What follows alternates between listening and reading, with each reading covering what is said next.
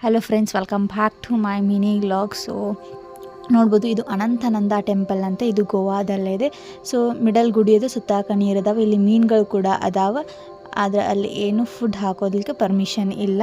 So ಬಹಳ ಸುಂದರವಾದ temple. ಗೋವಾಕ್ಕೆ ಹೋದರೆ ಇದನ್ನು ವಿಸಿಟ್ ಮಾಡಿ ಬಿಡ್ಲಿಕ್ಕೆ ಹೋಗಬೇಡಿ. ಆ್ಯಂಡ್ ನೆಕ್ಸ್ಟ್ ಬಂದಿದ್ದು ಇದು ಕಾಮಿನಿ ದೇವಿ ಟೆಂಪಲ್ ಅಂತೆ. ಸೊ ಇದು ಅಲ್ಲಿಂದ ಒಂದು 7 ಕಿಲೋಮೀಟರ್ ದೂರದಲ್ಲಿ ಈ ಟೆಂಪಲ್ ಇದೆ. ಸೊ ಇದು ಹುತ್ತಕ್ಕೆ ಪೂಜೆ ಮಾಡ್ತಾರೆ.